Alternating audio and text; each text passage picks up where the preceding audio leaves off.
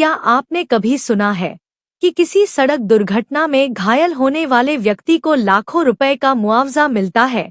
क्या आप जानते हैं कि ऐसे मामले की सुनवाई कोर्ट नहीं बल्कि एक खास तरह की ट्रिब्यूनल करती है, जिसे हम मैक कहते हैं?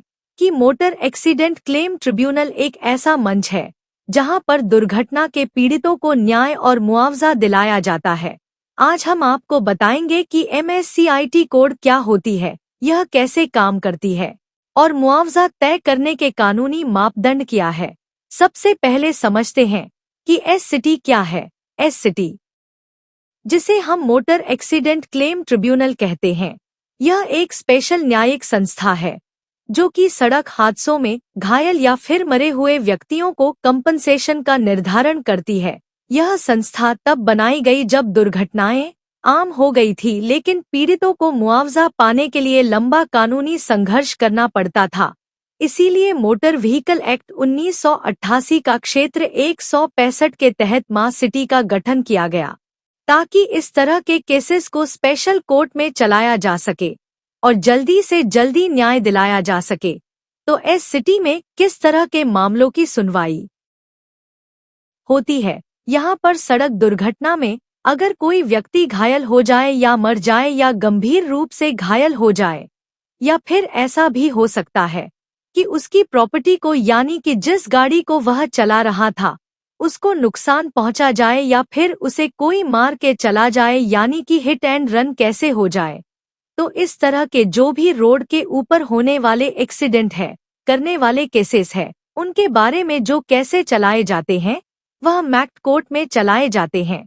तो MSCIT में वही व्यक्ति दावा कर सकता है जो कि एक्सीडेंट विक्टिम हो, या फिर ऐसा व्यक्ति जो कि एक्सीडेंट में जिसकी मौत हो गई है, उसके घर वाले जिसमें उसकी वाइफ, उसके पेरेंट्स, उसके बच्चे, या फिर किसी की गाड़ी को बहुत नुकसान पहुंचा है, तो उसका मालिक, ओनर इस केस को लड़ सकता है।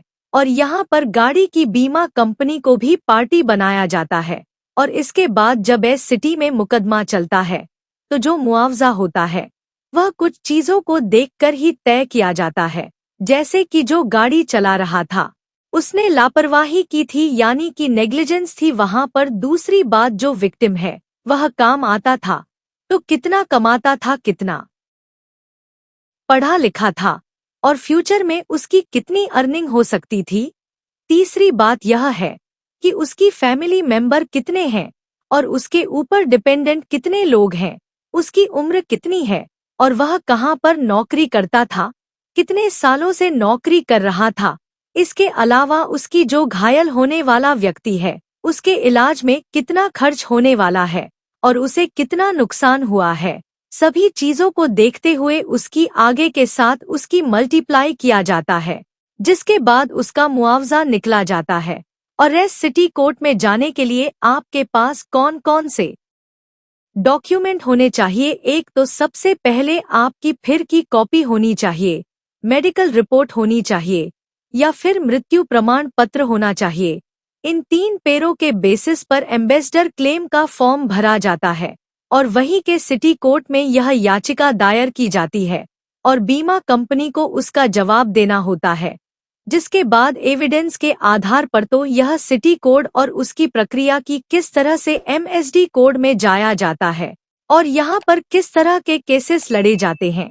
वीडियो को लाइक और चैनल को सब्सक्राइब करना बिल्कुल मत भूलिएगा।